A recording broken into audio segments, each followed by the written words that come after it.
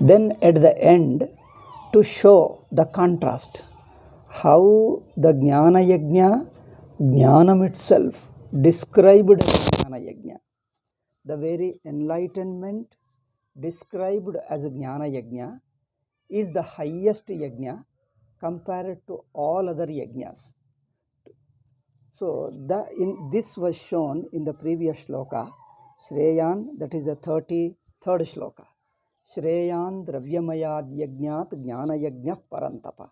Arjuna, Jnana Yajna is the higher one, better one, compared to all other yajnas, which involve some material or which are in the form of acts. Okay? Which are in the form of acts. So, Shreyan Dravyamayad Yajnat Jnana Yajna Parantapa. Compared to the Jnana Yajna is only discovering, understanding the truth. But other yajnas are in the form of acts.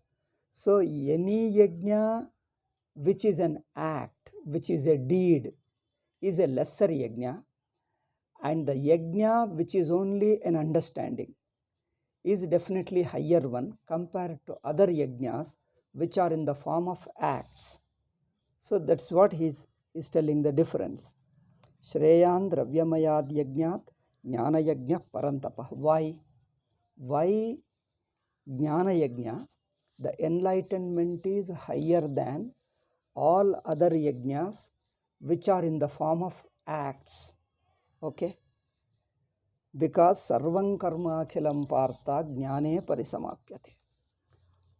Because all the various acts, all the various yajnas culminate,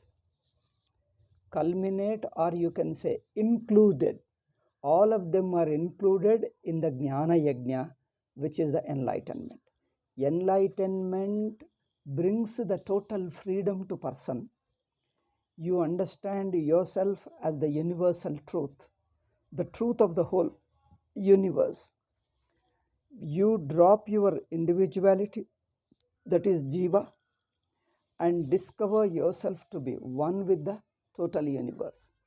So in that enlightenment, all other karmas are included. How karmas, how various acts are included? Because the result of all various karmas, what is the fruit of various karmas? Worldly objects, enjoyments, other world, name, fame, status, economic status, social status, etc. All these are the various enjoyments one gets as a result of karma. Therefore, the enlightenment gives you such a freedom, total freedom, complete freedom, free from birth, free from death, free from individuality, free from all kinds of suffering, free from samsara. It is an absolute fulfillment. It is an absolute fullness.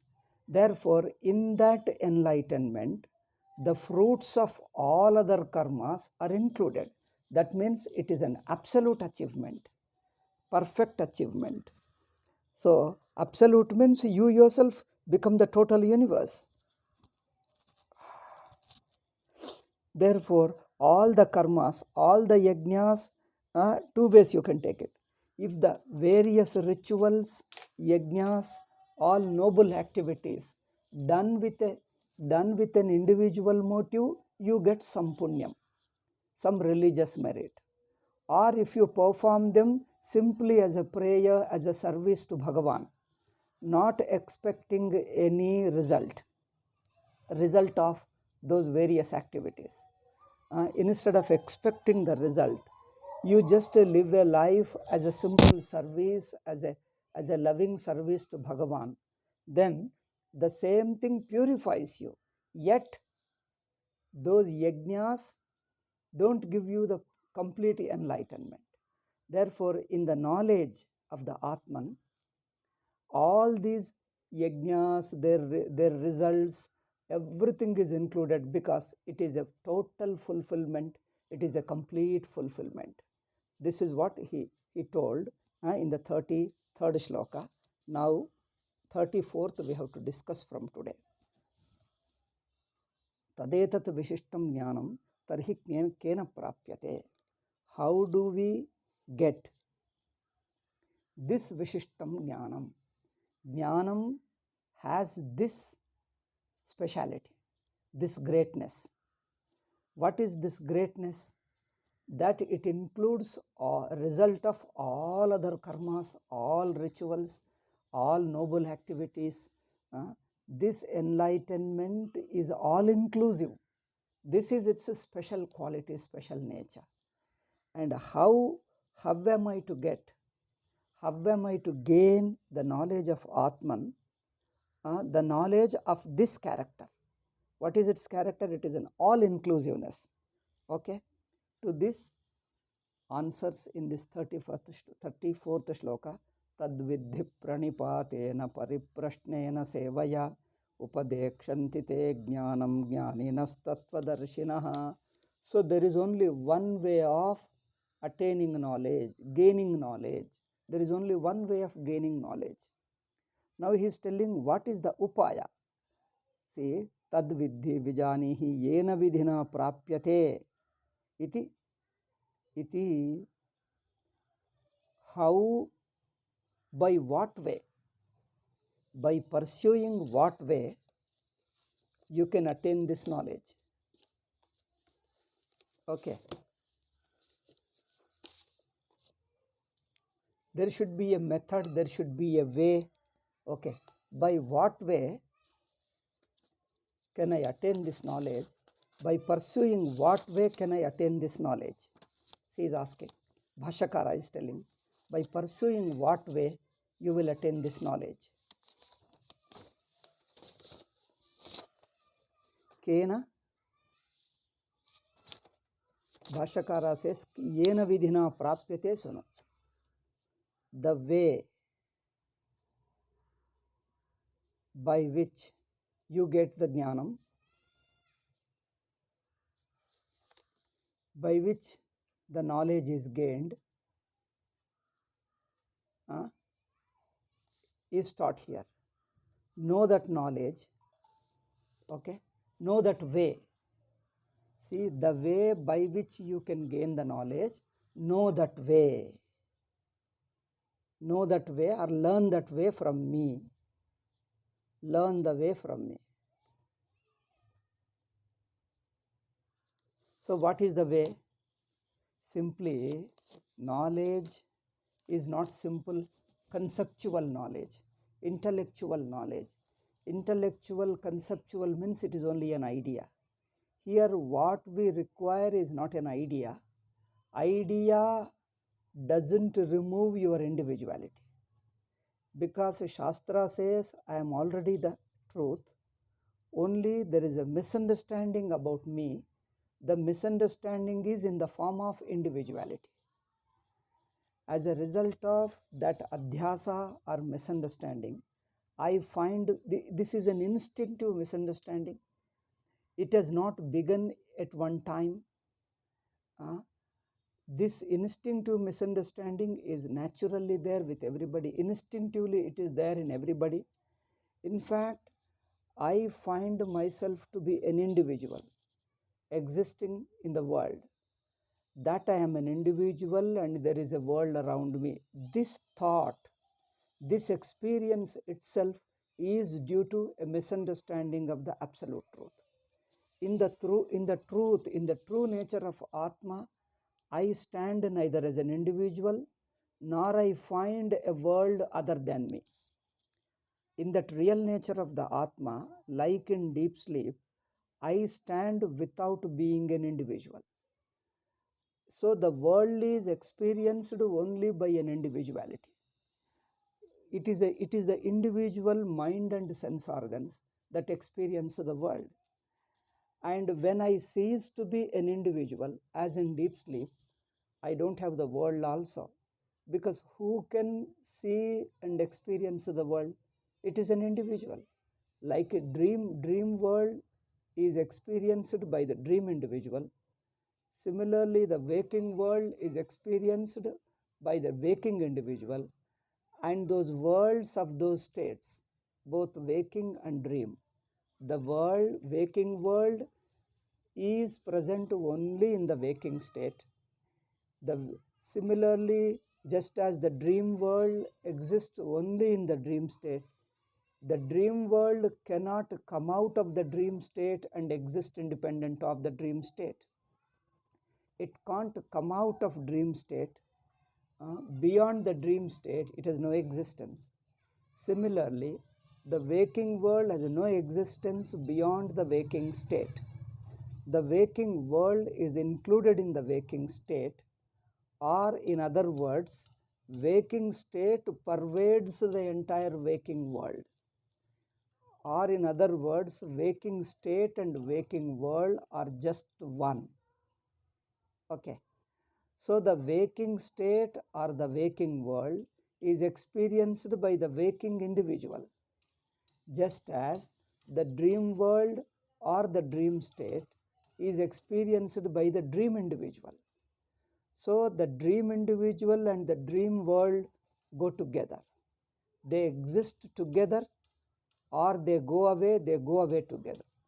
Either they exist together or they go away together.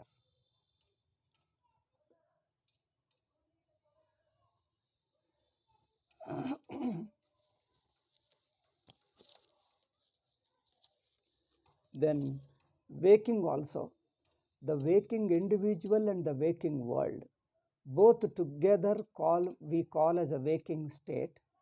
Either they come together, or if they go away together. So in my real nature, I am free from individuality as well as the world experienceable.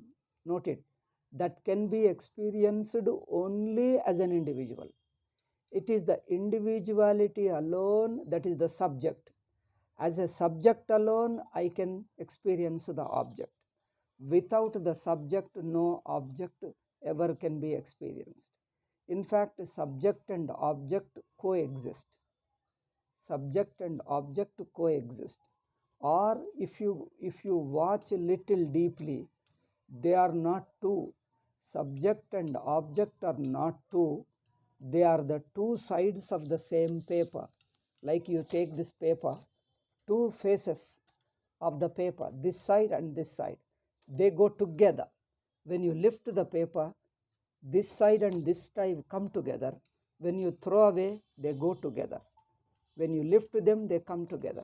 Similarly, subject and object are not two things independently existing and joining. People think like that. Subject and object exist independently, and at one time they come together and join. But it is not true, because subject as a subject doesn't exist without an object. Object itself doesn't exist without a subject. Therefore, subject and object are mutually dependent. They can't exist without one another. Subject and object. Waking subject alone can experience the waking world. Waking world is available only to the waking subject. Waking world can't be seen by the dream subject. Okay. Similarly, dream world cannot be experienced by the waking subject, because waking subject doesn't exist in the dream world. Dream subject doesn't exist in the waking world. Note this point. Waking subject doesn't exist in the dream world. Waking subject exists only with reference to the waking world. Similarly, dream subject exists only in the dream world. It can't come out of the dream world and start perceiving the waking world. Therefore, waking subject is confined to the waking state. That means it experiences the waking world. Similarly, the dream subject experiences the dream world. So the idea is subject object to go together. In fact, they are not two aspects of one experience, two parts of one entity, one object like paper. two aspects, two faces of one paper, two pages of one paper. They can't be separated. See, you can't separate one page and retain another page. Two pages of the same sheet. Similarly, subject and object are the two faces, two pages of the one sheet called the state. Okay. Therefore, when they come together, they come together. When they go together.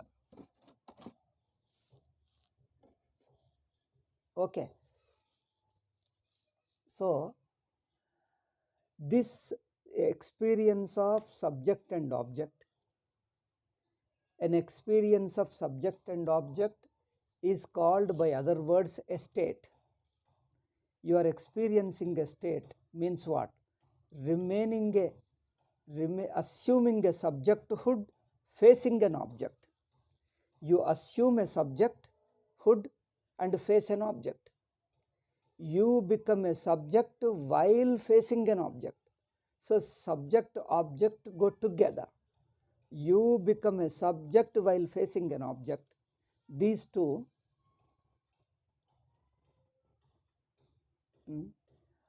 are come together and go together. In deep sleep, you are free from both. You are free from subject object, that relative one experience of subject object relationship. So that is your real nature. In your real nature, you are neither subject nor facing an object, nor related to an object. So you are free from subjecthood, free from relationship with an object.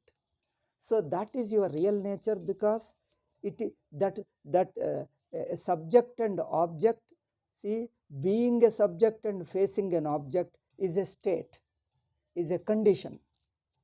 So I remain a subject facing an object in a given condition. That is a wakefulness is a condition. Similarly, in the condition of a dream, I assume a subjecthood while facing an object.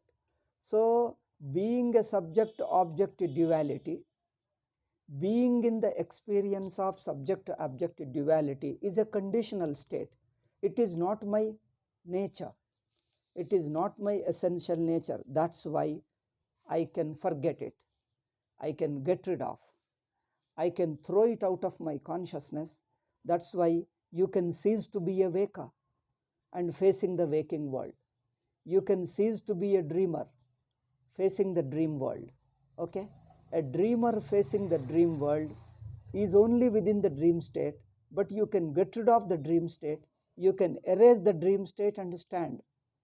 Similarly, you can erase the waking state, means you can cease to be the waking individual facing the waking object.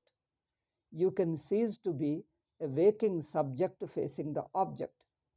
Now, when you drop, when you erase these two states from you, from your consciousness, you remain neither subject nor an object.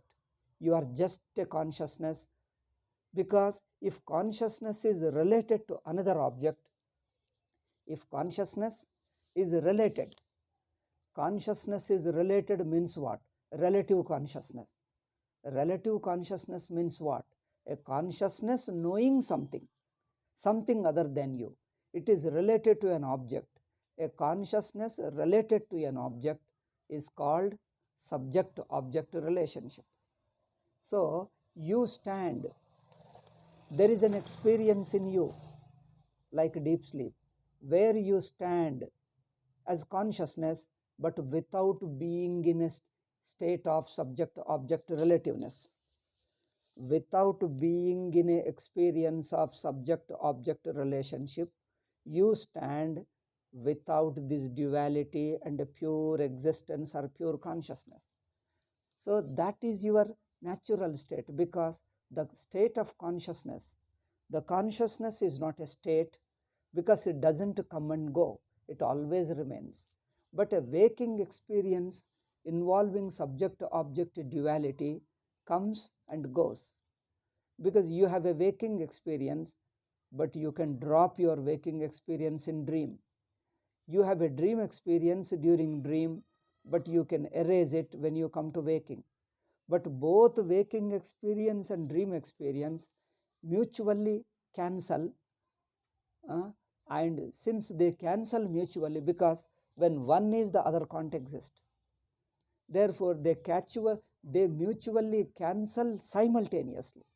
When they simultaneously cancel the two, you remain self-existing pure consciousness.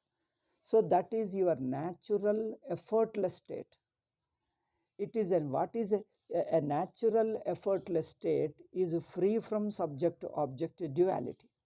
So therefore, that natural, in the natural consciousness, you find yourself to be a subject facing an object. So this experience of subject to object is a misunderstanding upon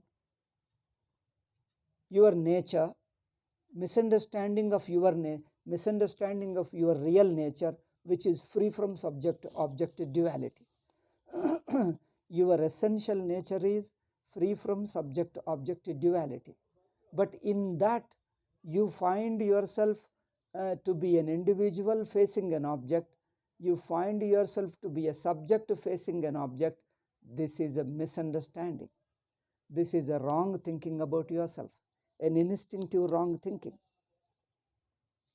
Therefore, this instinctive wrong thinking is an experience, is a notion. This notion I have no other way to get rid of, because I, being a subject, always face an object. I always face an object. I always remain related to an object. So I face an object. I, being a subject, face an object. Continuously I am in relationship with an object. Within object in general is one, but in that there are many objects keep changing, but objectness is one. Okay, a detail objects keep changing, but something second to me, something other than me, something second to me remains the same. A given, you see, now there is a table, next comes a book, after book a wall, after wall a door, after door a cell phone, after cell phone a tree, after tree a human being. Like this, the individual objects keep changing, but there is some objecthood. Object means something other than me, a known, a visible, something known to me, something known to my consciousness, that remains common. Within that knownness, within that known world, detail objects keep changing, but there is something a known in general. An object of knowing in general remains, because I always remain subject. I always remain related with the object in general, not a particular object, objecthood. As this, we call in Sanskrit language something this. This is a general term, a pronoun for various objects. General term means a pronoun. Nouns are many, but pronoun is a word which refers to many objects as this. There are many pronouns, but here you say this. This is a pronoun which covers many objects. Objects change, but a pronoun doesn't change. Okay. Therefore, a subject is related to pronoun. That means a general object. This, which is experienced as this. This remains the same. What is that this? That keeps changing. Sometimes one thing, sometimes another, again another keeps on changing. But the idea of this remains. So idea of me, the notion of me, and the notion of this, these always remain together. If you watch little closely, they are not two notions. It is the one notion having two aspects. The notion of I necessarily is accompanied with the notion of you. The notion of you means object. The notion of this or notion of you. The notion of you is always invariably connected with notion of I. That means the subject is invariably connected with object, and object is invariably connected with subject. They can't be separated. If you separate, neither exists. If you separate subject and object, neither exists. Okay. Therefore, in my real nature, I am free from subject object duality. I am free from an experience of subject object duality. So, this experience of subject object duality is a thought, is an intuitive thought, and it is a wrong thought about my real nature, which is free from duality.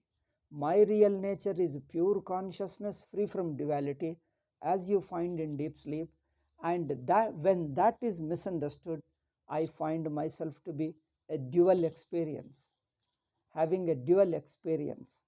Okay. Therefore, this duality is a misunderstanding about my real nature. The real me is, the real Atma is all pervasive, all inclusive. It excludes nothing, and everything is itself.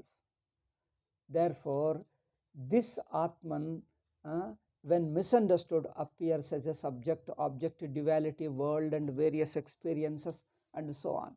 Actions, experiences, and knowledges, all this obtain within this duality.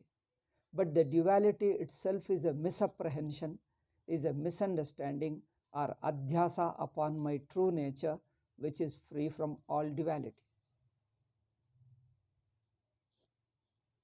Okay. Now he says, how do you get that knowledge? This knowledge about my true nature of the self, which is at the moment under misunderstanding. The true nature of myself is all pervasive, pure consciousness, but that pure consciousness, all pervasive consciousness, under misunderstanding appears as a subject object duality. But it's in its essential nature, it is free from the subject object duality. Okay. It is free from the subject object duality means it is neither subject nor it is related with an object. So the subject object duality gets erased in that infinite consciousness. Okay. So how do I know this Atma? When he put the question, this Atman cannot be understood by human means. We have certain means of knowledge. One is the perception. Perception means with the help of 5 sense organs, we perceive something. We perceive many things in life. So the perception cannot help you to see. Perception is not a mean to see the non-duality, because the very perception works within duality. Okay. Perception means through sense organs, I subject see an object. I as a subject perceive an object through the means of perception. So the perception functions within duality of subject object. Therefore, perception cannot reveal an experience which is beyond duality, beyond subject object duality. Okay.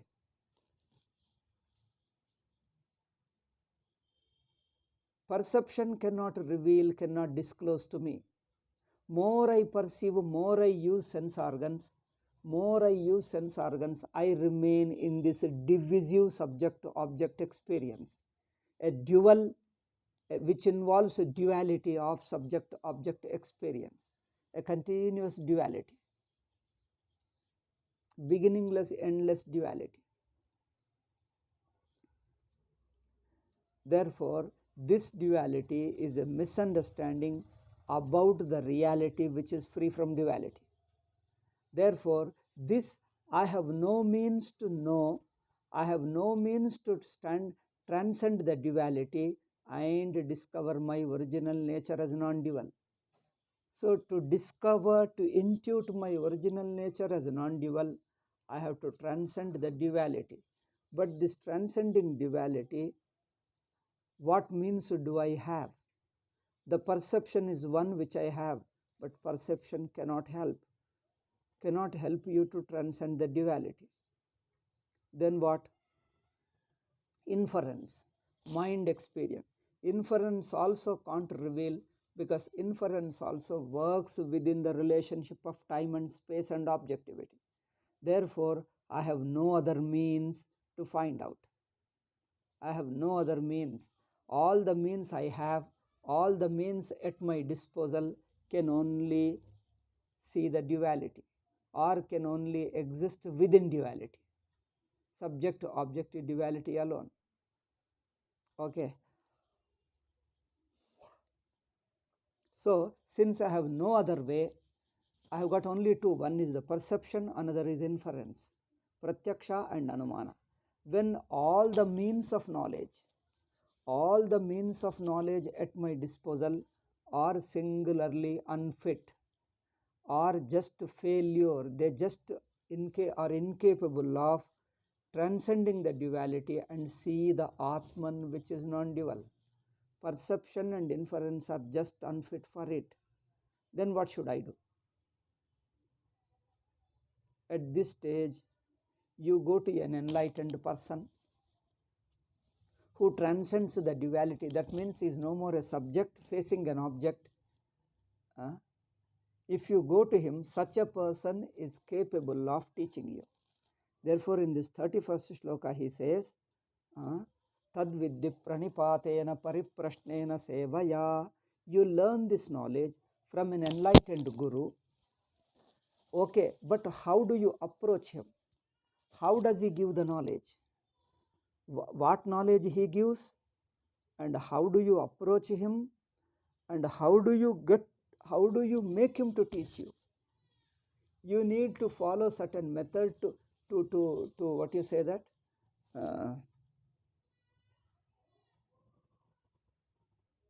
to inspire him to teach you, to take enthusiasm to teach you. Inspiring means he should take enthusiasm to teach me. He should take interest to teach me. Otherwise, if he doesn't care, I can't help. Because teaching depends upon the teacher. That's the guru. Upadesha depends upon guru.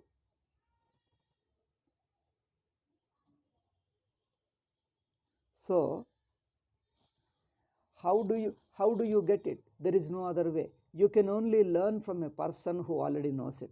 Therefore, he says, go to teachers, acharyas, who are learned as well as stay in their intuitive understanding of the truth, in their intuition of the truth.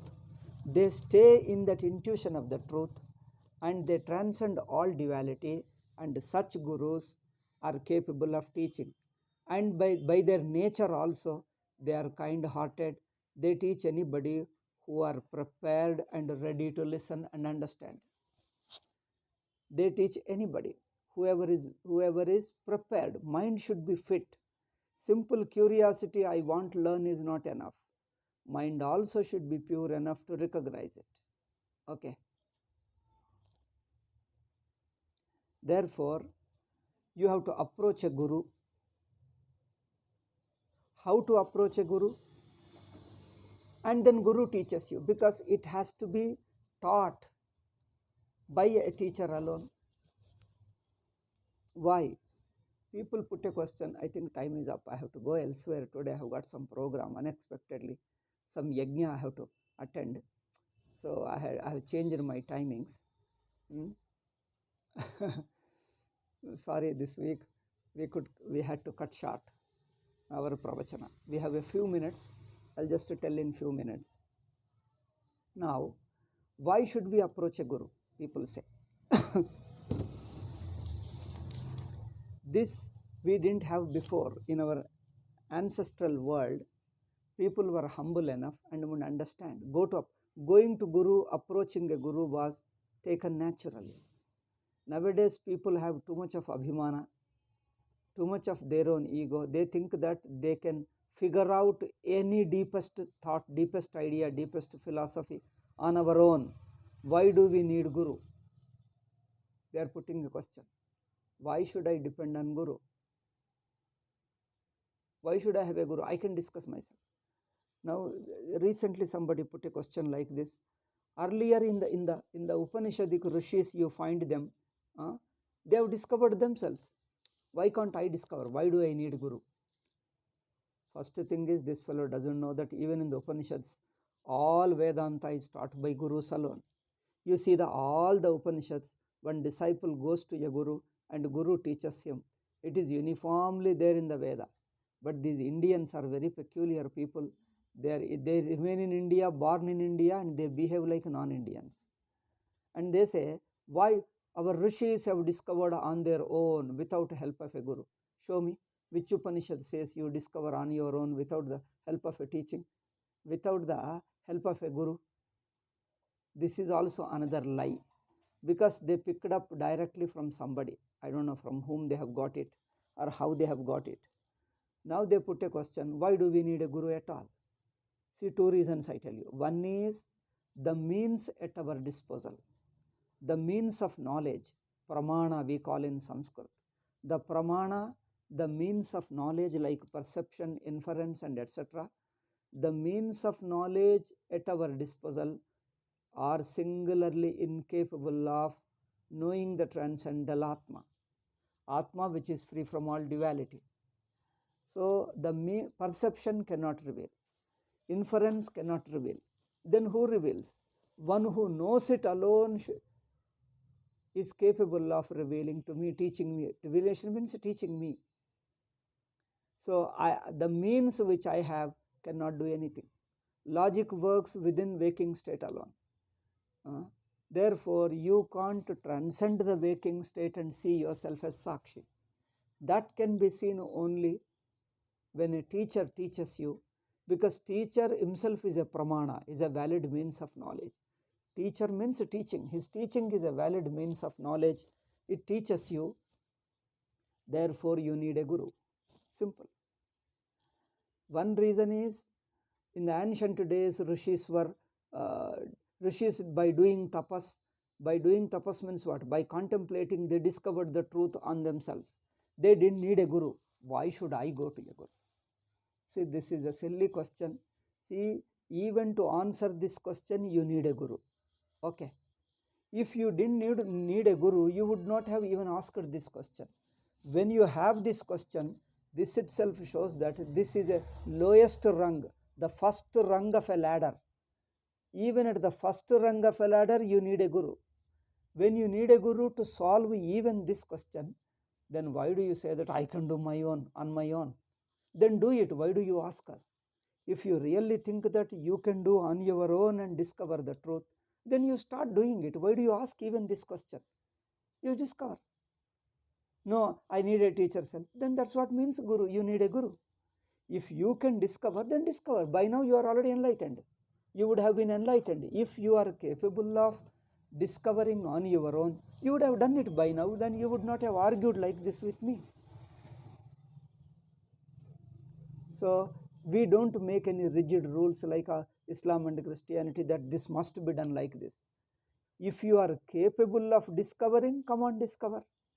But if you feel you cannot discover, you have a doubt, should I do like this, should I do like this, should I meditate, should I do japa, should I do prayer, should I do parayana, or should I think, should I read the book? Even if you read the book, you don't understand many places, then what do? You need it. This only proves that you need a guru. You need a guidance and teaching of a guru. Then when you need a guidance of a teaching, then why do you argue that, why should I have a guru? Can't I discover myself?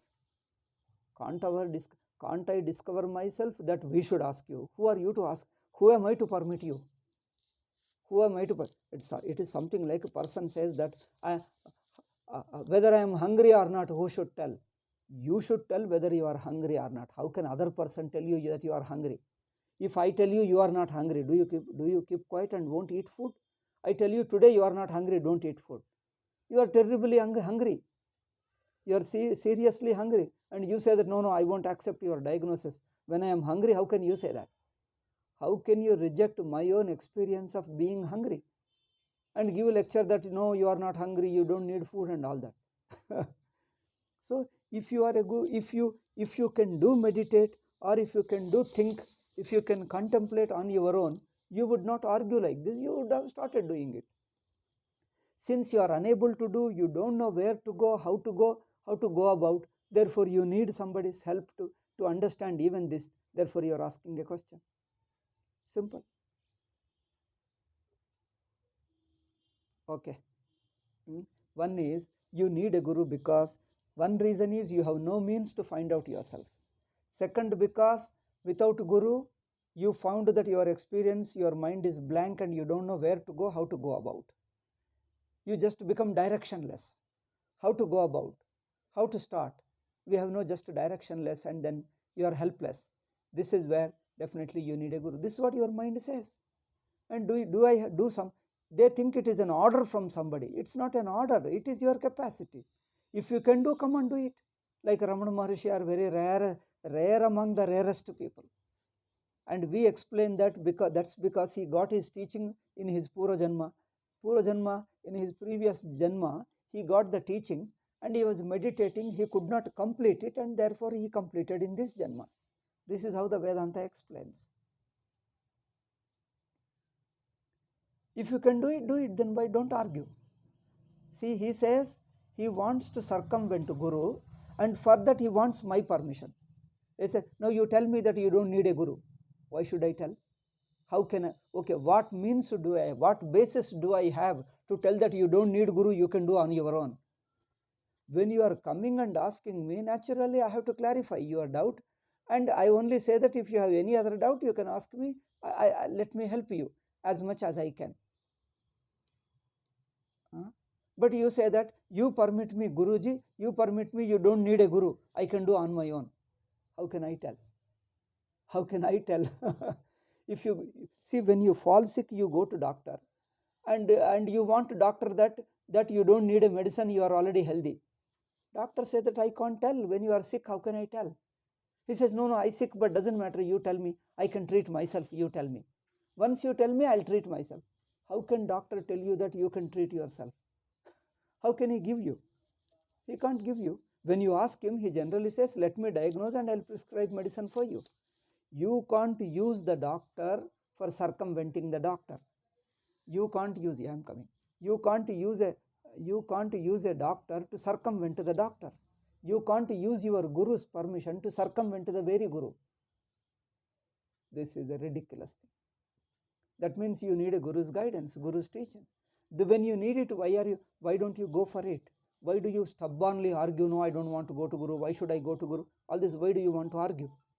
Okay, I think my people have come, I have to go away. Okay, we will cover these things remain. One point we have covered, that you need a Guru. Then how to approach a Guru, and who is a Guru, what type of Guru, and then how I get the teaching. Okay, all these 2 to 3 points are there, we will discuss in the next class. Om Shanti Shanti.